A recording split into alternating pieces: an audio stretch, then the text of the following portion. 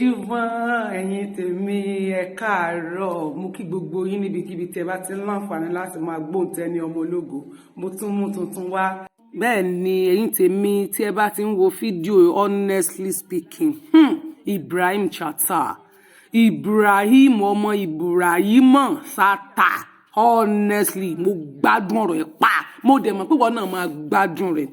Man yìí wá so talented. Lecture la mú wálé ní Sunday gbogbo ọjọ́ èní tó jẹ́ ọjọ́ Sunday lecture ní. Sórí lecture tí mo mú wá fún yín látẹnu Ibråhim chāttah yìí mo fẹ́ kí o fi ọgbọ́n inú gbọ́ kó fọgbọ́n inú rò kó wòye rẹ̀ wò kó gbọ́ ohun tó sọ sí ọ̀rọ̀ ọlọ́gbọ́n ni àbọ̀rọ̀ òmùgọ̀ lóòótọ́ ni Ọlọ́run ti dá wa ní àwòrán ara rẹ̀ kò sórílẹ̀-èdè tá a lè lọ lágbàáyé a máa ń dá yàtọ̀ nítorí pé àmì ọ̀tọ̀ ni wá ní Áfíríkà dúdú wa bó bá dúdú tó máa nípọn ni tó bá jẹ́ pé pupa ni pupa wa máa ṣe àwo òkì rùn nígbà tó bá yá lóòótọ́ àti ti àdàmọ̀dì ẹlòmíì máa ní mi ò sanra tó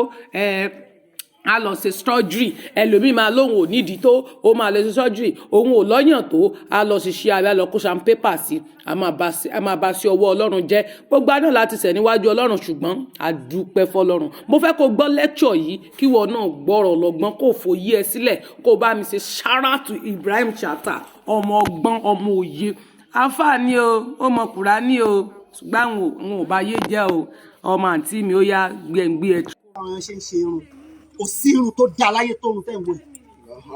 kò sí skin tó dáa tó skin tẹ́ ń wò yìí máa pé 52 lọ́dún yìí ẹ̀mí ìbò tó jẹ́ ọjọ́ orí mi wá ó máa ti gbó of course ó máa ti gbó kò sí bó ṣe lè tọ́jú ara ẹ̀ tó òyìnbó tó jẹ́ ọjọ́ orí mi máa pé 52 tó bá ti di October òyìnbó tó bá ti jẹ́ ọjọ́ orí mi ó máa ti gbó so naturally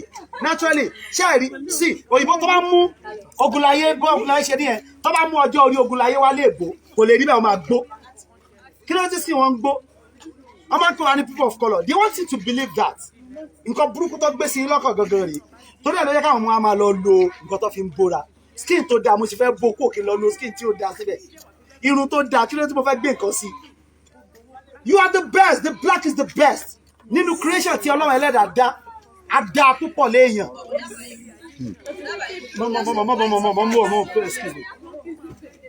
the blacks ilẹ̀ adúláwọ̀ yìí ilẹ̀ wa gbogbo ṣárí ẹ̀kúrò nítorí pé a máa ń bìlì pé àdá a ti wá fi àdá yẹn affect gbogbo ìgbésí ayé wa náà tẹ́ bá ti kọ́ ilé tẹ́ dẹ́kìnẹ̀ ẹ wá tètè gbé nǹkan mi ilé òjò wa ń rọ̀ ṣé ẹ mọ̀ pé ilé ọmọ wú kókó tẹ́ bá dé Dubai artificial inú mọ́ọ̀lù náà ṣe waterfall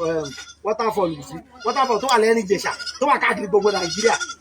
ó túmọ̀ sí pé ilé wa wà fertile àyàn àwọn èèyàn òyìnbó gbé sí wa lọ́kàn bíi pé àjẹyàn ẹ̀rẹ̀ tí ń ronú sọ pé àjẹyàn irú mi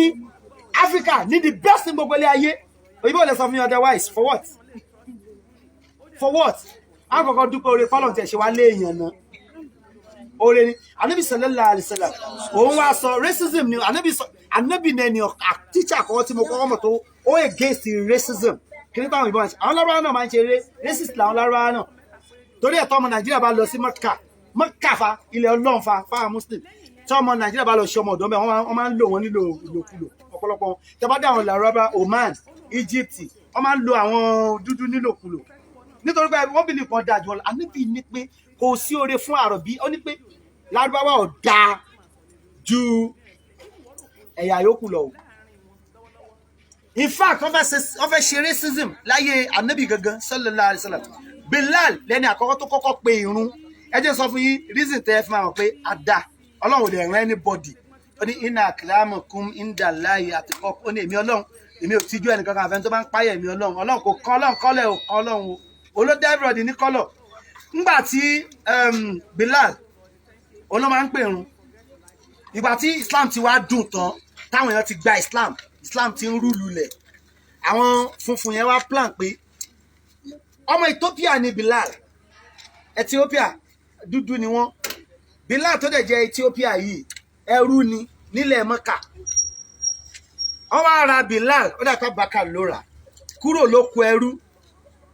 Bilal ẹni àkọ́kọ́ tọ́lọ́run fún ní privilege in the world tẹ́ bá ń gbọ́rùn lẹ́ni Bilal ẹni àkọ́kọ́ tó kọ́kọ́ pé Allah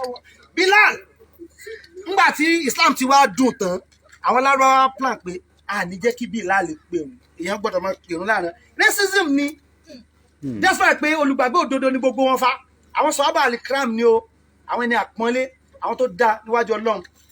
khulafa ar-rashidin amẹ́rin kan wà lẹ́yìn Muhammad sallallahu alaihi wasallam Abubakar radiyallahu anhu Umar radiyallahu anhu Usman radiyallahu anhu àti Ali kàámọ̀ láwàjá o mẹ́rin yẹn nínú Islam khulafa ar-rashidin ni wọn àwa ní àwọn sọ̀hábà al-kiram